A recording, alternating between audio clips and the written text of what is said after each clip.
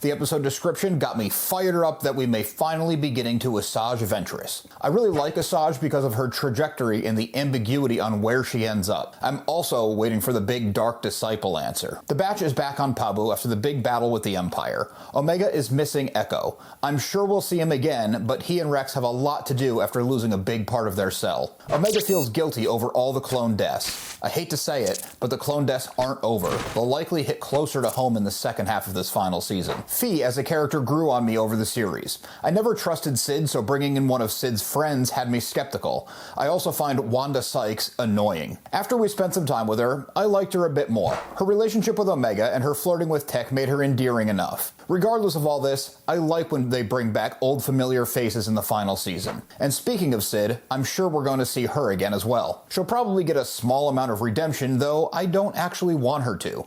Some people aren't good people, simple as that. The crew is all saying M-count a lot. We learned that the Empire has bounty hunters looking for M-count targets, but don't know what that means. This bit seemed odd. If the Empire doesn't want their experiments getting out, why say M-count to anyone? Why not just give them the target? As I continued watching, something small fell into place in the back of my mind. We have to remember that even before the Clone Wars, there was something like 10,000 Jedi in the galaxy. On Earth alone, we have 8 billion people. Extrapolate that into the massive Star Wars galaxy. The Jedi are familiar to us, the audience. The regular citizens of their galaxy would have only heard bits and pieces. Figuring out what M-count means and why the Empire is after people in this regard is the mission. I hope we get to see or hear about who some of these targets are. That would explain a lot to the batch and would also give us a great opportunity to see what Force sensitives are around. Out of the 10,000 we just talked about, at this point there's something like 100 left. This could also be an opportunity to have the batch run across the Hidden Path. I'd love to see the Hidden Path as an anthology series. Quick hit episodes about a dedicated group getting Force sensitives out of harm's way.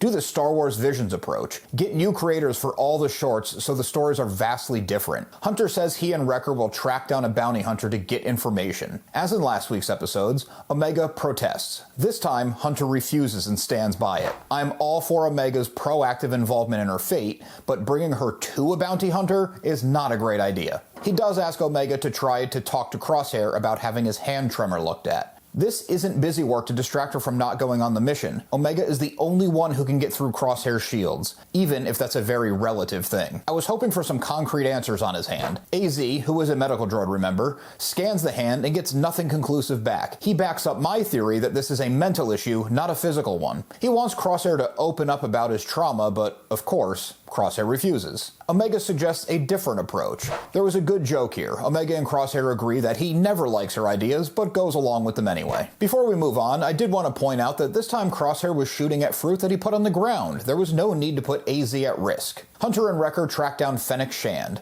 I was hoping this would have been Asaaj Ventress, but like I said about Fi, I like seeing the familiar faces coming back. Fennec is a great character in the Book of Boba Fett, so I'm cool with her being the stepping stone to Asaaj. I'm jumping the gun at this point, but come on, we all know who the hologram was at the end. Fennec agrees to help the batch, but only if they help her first. This is a setup for some adventure, but also shows where the batch are mentally. They would never have helped someone like Fennec when they were soldiers of the Republic. I'm not even sure they would have worked with her in the first season when they were already on the run from the Empire, especially not after she grabbed Omega. There was a small gap filled in here. Fennec reminds Hunter and Wrecker that she didn't lose Omega as a bounty. She let her go when the client canceled the bounty. The person who set the bounty, Nala Se, reconsidered and decided Omega was better off with the batch. Fennec then rubs some salt in Hunter's still open wound. She reminds him that the Empire got Omega on their watch. The other cool thing here was name-dropping the Haxian Brood.